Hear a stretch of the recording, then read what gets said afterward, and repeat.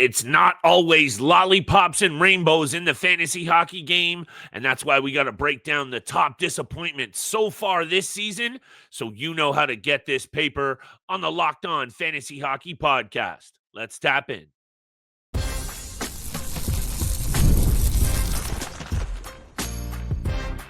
You're Locked On Fantasy Hockey, your daily podcast on fantasy hockey. Part of the Locked On Podcast Network, your team every day. What is good, my fantasy fanatics? Happy hump day and welcome back inside the lab to your latest episode of daily 30-minute hockey action, the Locked On Fantasy Hockey Podcast, part of the Locked On Podcast Network, the #1 sports podcast network in North America.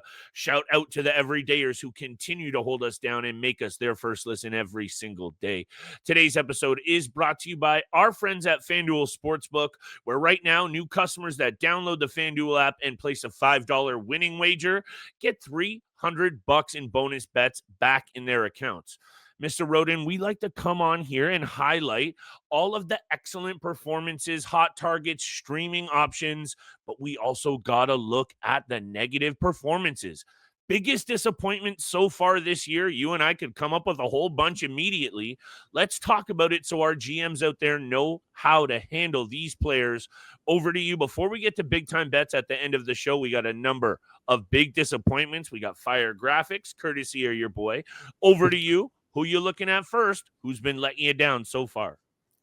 Well, you'll clearly see a big difference depending on what your format is, but regardless of what format you're playing in, these players have been huge disappointments based on where we projected them to be at this point in the season, just our overall projections, where you drafted them in your leagues, their ADP, and so forth. They've all been disappointments, and I want to start with probably the most shocking player of all on this list. It's Brayden Point for me.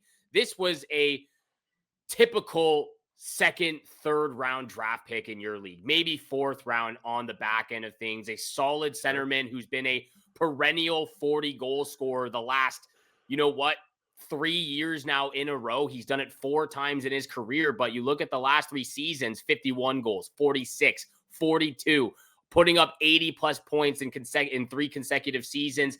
Now he only has 9 points in 15 games. He is on pace for a career low in all major categories. He's on pace for 16 goals. He's on pace for 60 points. He's on pace for 165 shots, all career lows for him since his rookie season back in 2016, 2017, of course, with the Tampa Bay Lightning. And what makes it more surprising is that his line mates are producing. Kucherov, Jake Gensel, even Brandon Hagel are all producing right now offensively, so it makes it a huge surprise.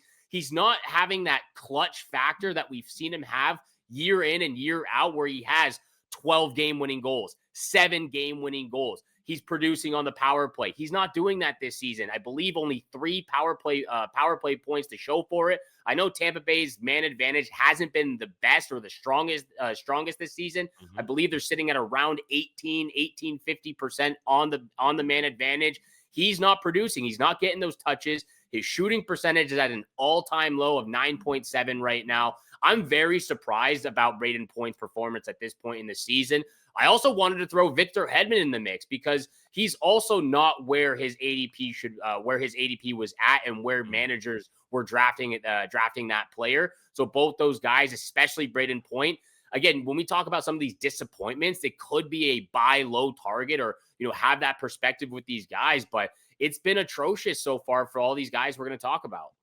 This Tampa Bay Lightning team also started off the season slow, but they've come on. Yes. 7-3-0 in their last 10. So maybe at the beginning you'd kind of go, okay, the team's struggling, give them time, give Brayden Point time. And I think, you still have to probably be patient with this player, only because I'm saying this from a personal standpoint, Steele. I took this guy 31st overall in the second round in our competitive league. And that's one of the reasons I would say I'm not even farther into a better start than I am in that league. I don't want to talk about the look where he's ranked right now in different formats. Again, in our league specifically, he is currently ranked 370th on Yahoo in standard fantasy point leagues. He's ranked 250th. So again, you'll see a gap between formats, but still outside the 250 ranked player, that's not good enough. Absolutely a disappointment so far this season. And look, this isn't a pretty conversation. And when I take a look at Anthony Stolarz, and I know the Toronto Maple Leafs in front of him have definitely been a bit of a mitigated mess, or perhaps not so mitigated, Steele, but the numbers aren't pretty as well. And headed into the season, I believe you and I both, I think you had him just inside the top 10 in fantasy goaltenders. I believe I said he was just outside. An 889 save percentage is not going to cut it. And the other night when I believe he let in 2 goals early, or 4 goals total against those Boston Bruins, I have serious concerns with this player and this team. And perhaps I'm being a little bit overcritical of Anthony Stolarz specifically because of how loose the Toronto Maple Leafs have been in front of him. They've been scoring goals. They just can't keep it out of their net. To me, it's been a disappointment. I know you've been high on this player. He has been very good for you as well, no doubt. Right now, this is a disappointment. He came into this season with a lot of fanfare and a lot of fantasy investment. I'm glad I stayed away. I know a lot of GMs haven't. This is a disappointment. You could throw a whole bunch of Maple Leafs in here as well, Steele, but Anthony Stolarz is catching a fantasy disappointment so far for me. Yeah, he has to. And there's no way beating around that bush. He just hasn't been at his best. And I don't want to throw him completely under the bus because the Toronto Maple Leafs have let him down defensively as well. Completely. And Craig Berube said it best the other day. I mean, they've completely forgotten about the defensive side of the puck. They are giving the puck up away just so nonchalantly in their own zone. And Anthony Stolarz has not been able to make those big saves like we saw him do last year from one Maple Leaf now to a former Maple Leaf in Mitch Marner. I think we obviously know he's still producing offensively. 4 goals, 19 points in 15 games. He's on pace for 100 plus points this season, which I predicted in the preseason. So that one's living up at least. But you know me, Flip, and everyone that listens to the show, I am heavy on the peripherals. All of those points and all of those blocks, hits, shots, they add up. It doesn't matter if you're in a categorical format or if you're in a standard fantasy point format, they jump off the page. That's why guys like Mackenzie Weegar, Brady Tkachuk, Tom Wilson, guys who kind of range in that 50 to 60 point range are some of the best players to have in your fantasy team because all the hits and blocks and shots on net that they get, it continuously adds to their fantasy value. And that's not what you're getting from Mitch Marner right now. 27 shots on net. He's on a very low pace for that. Obviously, you're not going to get any blocks and hits, but the major factor in Mitch Marner's value right now, because again, in our league, he's currently ranked 188th. In standard format point leagues, he's ranked 100th, which is again where you drafted him, where his ADP was potentially a first round, early second round pick. It's not good enough. And kind of in the same breath as I was talking about with Brayden Point, he's not getting it done on the power play. He only has 3 power play points to show for it at this point in the season. Vegas has a very strong power play. Jack Eichel's getting it done. Dorofeyev's getting it done. Shea Theodore when he's in the mix as well. All those players, Ivan Barbashev thrown into the mix, Thomas Hertl. He's just not getting those touches, and maybe it has to do with the style of hockey Bruce Cassidy wants him to play. Maybe a little bit more defensive minded first, rather than that creative zone entries that we've constantly seen him do when he was with the Toronto Maple Leafs. Again, offensively, he's an absolute stud. All those peripheral stats, it's not living up right now.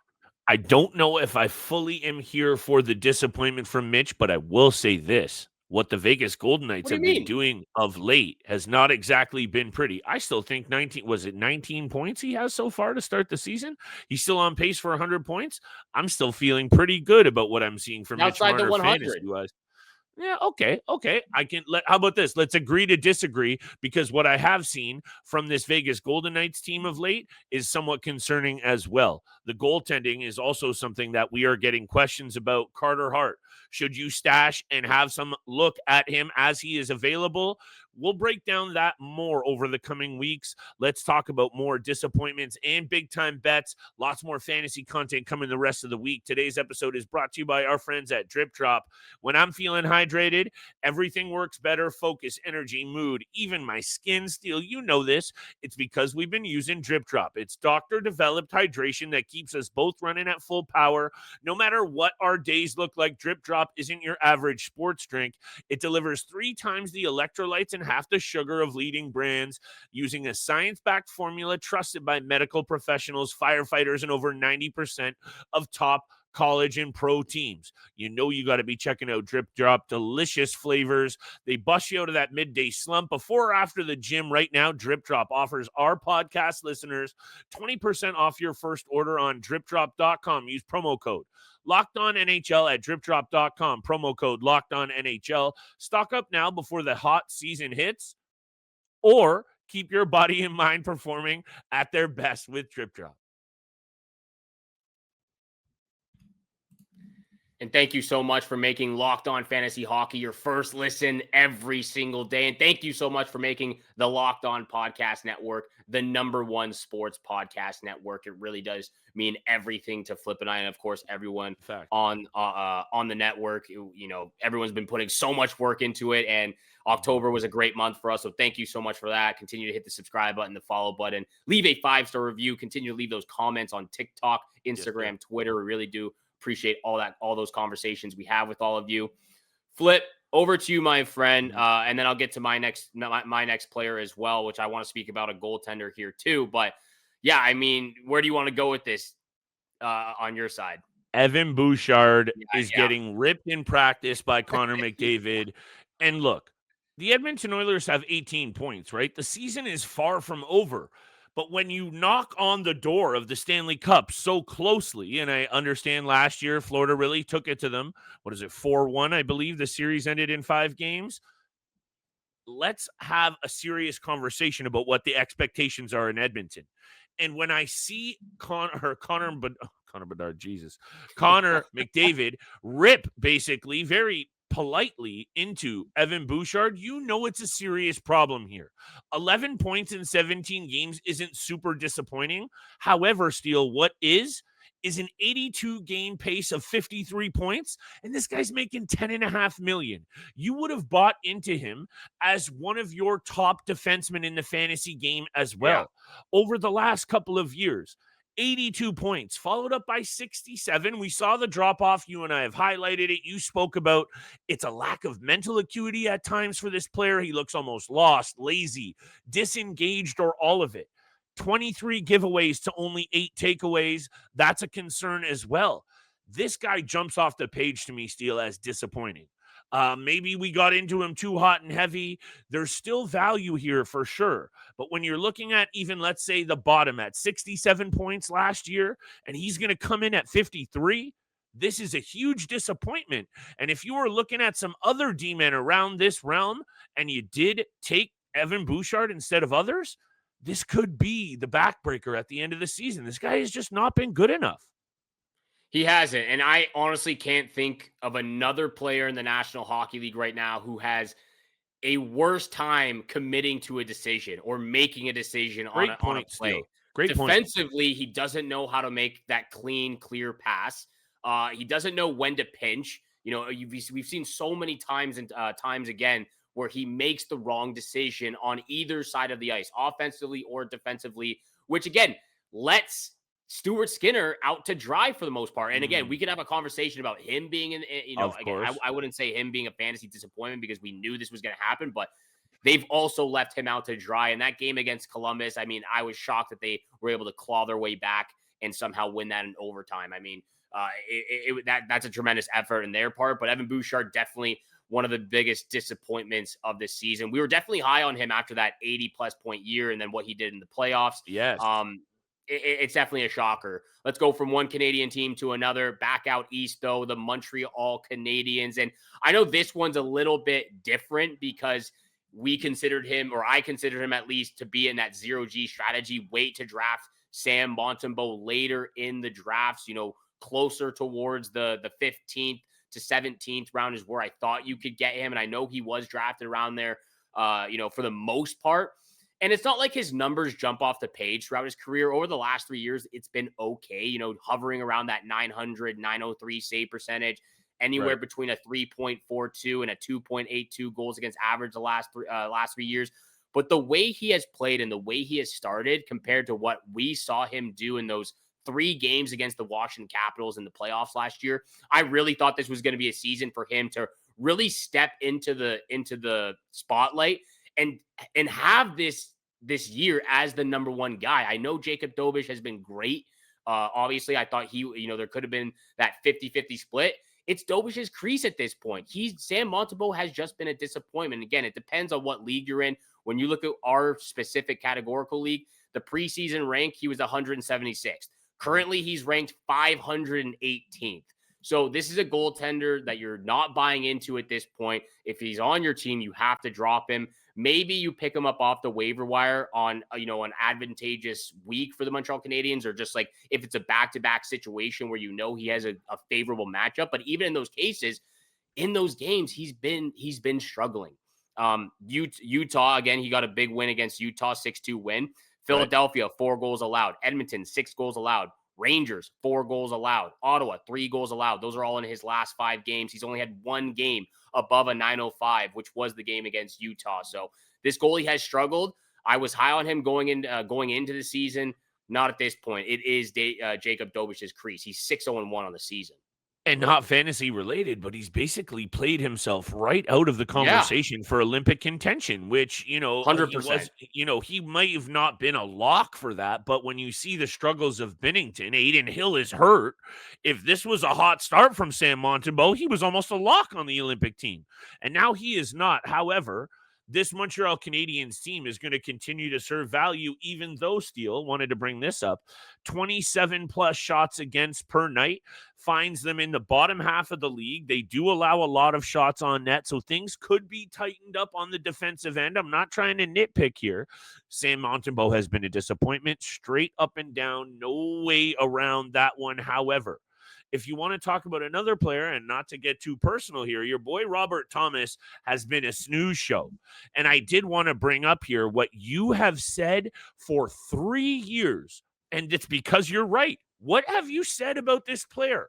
All the skill in the world. He can dish the puck better than most. He's an offensive dynamo when he shoots the puck. And I don't know if you saw that number there. 16 shots on net through 15 or so games is not nearly enough for a player that was really starting to progress toward a guy we could count on year in, year out for 80 points. That is something in the fantasy game. Steele, last year he had 81 in 70 games played. So coming into this season, and I don't have his ADP up, but I know for a fact there are a number of GMs out there that invested into Robert Thomas pretty high up the list. And I know you could probably even throw Jordan Kyrou into here as well as a disappointment. The Blues are bad. Get away from the Blues. Even my boy Jimmy Snuggs has been slowing down Robert Thomas so far this year. I'll bring that graphic up again for our friends on YouTube. This is a situation that 2 goals, 9 points, 16 shots on net. It's just not good enough, Steele. To me, that is a huge disappointment, and perhaps get away from the Blues while you still can. That's a bad team. Robert Thomas, ADP of 120.9. So on average, he was getting drafted in the middle of the 11th round. So he definitely slid down the board from where we had his projections. But it's been a disappointment for the Blues. Jordan Kyrou, Robert Thomas, all of those guys that we've just mentioned as well. Jimmy Snuggerud, like you just said too. So these are players that it's hard to wrap your brain around, because the way they played last season to the start of this year, something's not adding up. What will be adding up and will not be a disappointment is big time bets at the end of the episode. I believe 4 games on the schedule, and we're going to bring all that heat and love for Wednesday night. This episode is brought to you by FanDuel. That's where you can go place those bets. The NBA is back, and there's no better place to get in on the action than FanDuel, the official sports betting partner of the NBA. Even if you missed the start of the game or want to ride the hot hand, FanDuel has live bets on everything from who will score to fourth quarter comebacks. Plus, you can even combine your live bets into a same game parlay for a shot at a bigger payout. It keeps every game exciting, especially when your team's making that late push. Right now, FanDuel is giving new customers $300 in bonus bets when your first $5 bet wins. So head to FanDuel.com to sign up and play your game with FanDuel, the official sports betting partner of the NBA.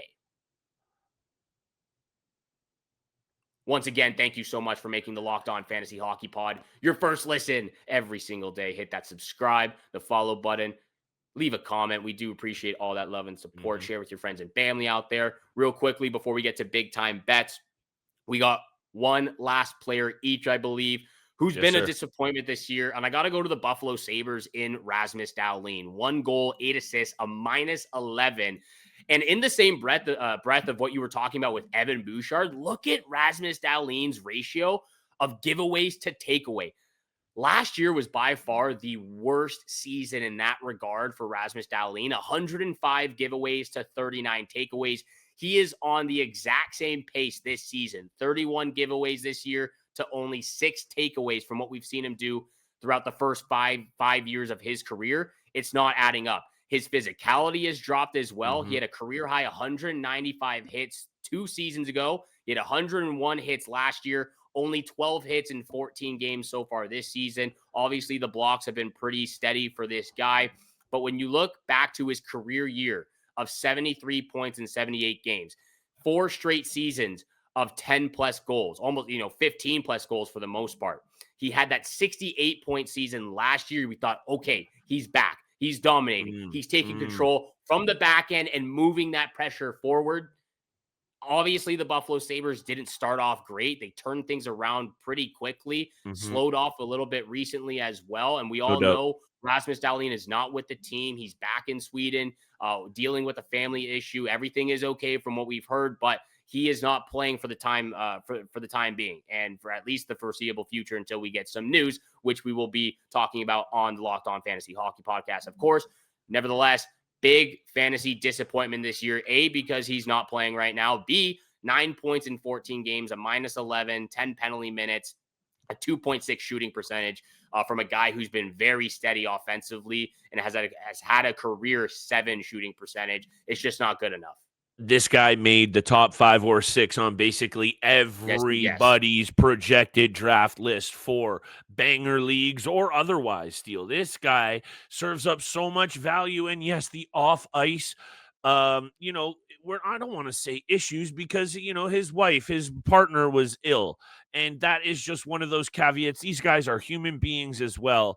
And that's just one of those things you can't predict. And it's just bad luck for fantasy GMs. It's even worse for a Buffalo Sabres team who clearly cannot afford to lose a player of that caliber.